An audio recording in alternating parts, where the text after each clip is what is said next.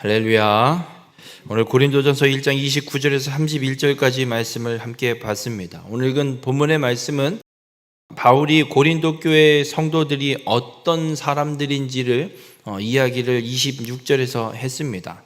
그렇게 미련한 것, 아무것도 가지지 않는 것, 능력도 없는 것, 별 볼 일 없는 이런 자들을 하나님이 부르시고 택하셔서 교회로 세워놓으신 이유가 있는 것들을 부끄럽게 하고 패하게 하기 위해서 그들을 불러 교회로 세우셨다라고 분명히 말씀하셨습니다.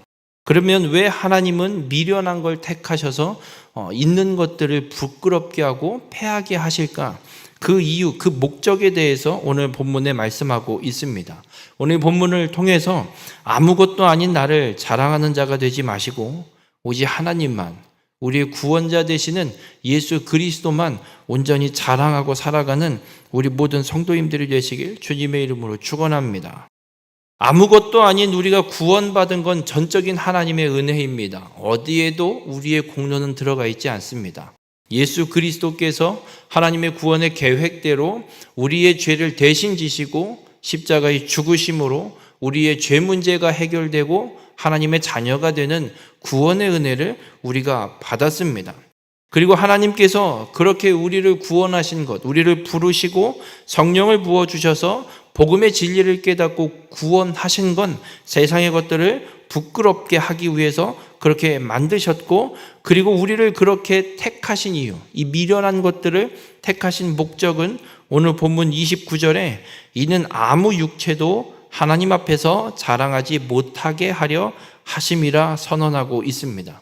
아무것도 보잘것없는 사람을 하나님이 구원하셨고 고린도에 있는 교회로 모이게 하셔서 그들로 하나님의 교회를 이루게 하신 건 아무 육체도 자랑하지 않게 하려고, 무엇인가 잘난 것이 있었으면 내가 이만큼 잘난 게 있고 우리가 이런 성품과 혹은 이런 잘난 점이 있으니까 우리가 교회가 된 거고 우리가 이렇게 할 수 있는 것이다 라고 자랑할 수 있기에 하나님이 아예 아무 육체도 자랑할 것이 없게 만들기 위해서 오직 예수 그리스도만이 자랑돼야 되고 그 예수 그리스도만 온전히 드러나게 하기 위해서 아무것도 아닌 미련한 것들, 아무것도 가지지 않은 자들을 하나님이 구원하셔서 교회로 부르시고 세우셨다라고 말씀하고 있습니다. 여러분, 고린도 교회에는 하나님이 은혜를 분명히 베풀어 주셨다라고 말씀을 드렸습니다. 모든 언변과 모든 지식에 뛰어나고 하나님의 은사가 부족하지 않도록 풍족하게 베풀어졌음을 선언하고 있습니다.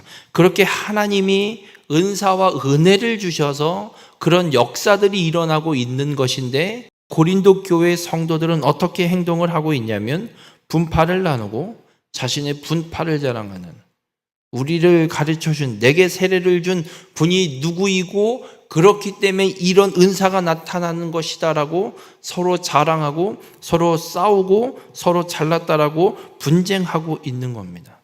하나님이 은혜를 베풀어 주셔서 별 볼 일 없는 자들이 하나님의 백성으로 교회로 모여 있는 것인데, 그건 뒤로 밀어놓고 내가 누구고 내가 이렇고 나는 어느 분파에 있고 난 누구에게 세례를 받았고 난 누구를 따르는 사람이고 어느 라인에 서 있는 사람이고, 이렇게 분쟁하고 있는 것이 고린도 교회임을 분명하게 선언하고 있습니다.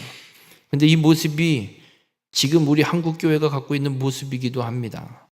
교회 건물을 얼만큼 세웠냐 자랑하고, 교회에 모인 사람을 자랑하고, 우리 교회 성도가 누구다, 누가 우리 교회 다닌다, 이걸 자랑하고, 세상은 전혀 관심도 갖고 있지 않은데 우리끼리 이 교회 안에서 서로 싸우고 서로 자기 자랑만 하고 있는 것이 지금 한국 교회가 갖고 있는 모습이 아닌가 생각이 듭니다. 여러분, 오늘 성경을 통해서 하나님은 우리에게 분명하게 말씀합니다. 교회는 하나님만이 영광 받으셔야 됨을 분명하게 선언하고 있습니다. 누구를 자랑할 것도 아니라 오직 예수 그리스도, 우리를 구원하신 그리스도, 그 구원자 주님만을 온전히 자랑해야 됨을 분명하게 선언하고 있습니다. 그래서 교회에서 어떤 은사가 베풀어지거나 어떤 역사가 이루어졌을 때 이야기할 수 있는 것은 누가 이렇게 수고해서 된 내가 아니라 하나님의 은혜가 우리에게 주어졌기에 이 일들이 이루어질 수 있었구나라고 고백해야 되는 것이 교회의 참된 모습임을 오늘 바울은 분명하게 선언하고 있습니다. 오늘 이 고린도 교회가 그리스도 안에 있어서 은사를 받고 교회로 살아갈 수 있는 것, 지금 은사가 베풀어지고 그렇게 자기들이 어떤 누구에게 세례를 받았다고 분파를 나누고 분쟁을 하고 있지만 그렇게 교회로 살아갈 수 있는 것, 그 분쟁을 하면서 살아갈 수 있는 것조차도 하나님의 은혜로 교회가 되지 않았으면 이루어질 수 없는 것임을 분명하게 선언합니다. 그래서 오늘 30절에 바울이 이런 이야기를 합니다. 너희는 하나님으로부터 나서 그리스도 예수 안에 있고 예수는 하나님으로부터 나와서 우리에게 지혜와 의로움과 거룩함과 구원함이 되셨으니 예수 그리스도만이 우리의 지혜이고 우리의 의로움이고 우리의 거룩함이고 우리의 구원함이 되셨는데 너희는 누굴 이야기하고 있느냐? 바울이 책망하고 있는 겁니다. 예수 그리스도만이 지혜이고 의로움이고 거룩함이고 구원함이면 누구를 자랑해야겠냐라는 거예요. 계속 라인만 세우고 있어야 되냐라는 겁니다. 그러면서 31절에 하나님의 은혜로 구원받은 백성이 되었다면 이렇게 하라고 선언합니다. 기록된 바 자랑하는 자는 주 안에서 자랑하라 함과 같게 하려 함이라. 바울이 구약에 어느 기록되어 있는 말씀을 인용해서 주 안에서 자랑하라 함과 같게 하라라고 분명하게 선언합니다. 바울이 인용하고 있는 말씀이 어떤 말씀이냐면 예레미야 9장 23절과 24절에 이런 말씀이 있습니다. 여호와께서 이와 같이 말씀하시되 지혜로운 자는 그의 지혜를 자랑하지 말라. 용사는 그의 용맹을 자랑하지 말라. 부자는 그의 부함을 자랑하지 말라. 그러니까 무엇인가를 갖고 있는 조건과 능력을 갖고 있는 사람은 자신이 갖고 있는 걸 자랑하지 말라라고 말씀합니다. 그러면서 자랑하는 자는 이것으로 자랑할지니 곧 명철하여 나를 아는 것과 나 여호와는 사랑과 정의와 공의를 땅에 행하는 자인 줄 깨닫는 것이라. 나는 이 일을 기뻐하노라. 여호와의 말씀이니라. 무엇을 자랑하라고 하냐면 하나님은 사랑과 정의와 공의를 땅에서 행하는 자인 줄 깨닫는 것으로 자랑하라고 말씀하고 있습니다.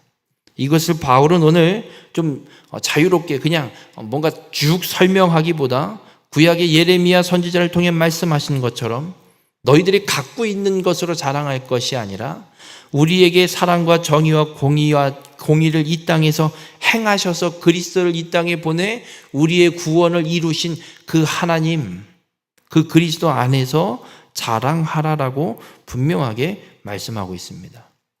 여러분, 우리가 예수 그리스도를 믿어 구원받은 자라면 내가 갖고 있는 어떤 요소를, 내가 갖추고 있는 어떤 조건을 자랑할 것이 아니라 그럼에도 불구하고 나를 구원하시는, 아무런 자격도 갖추지 않은, 아무런 보잘것없는 나를 구원하신 그 하나님을 온전히 자랑하라라고 분명하게 선언하고 있습니다.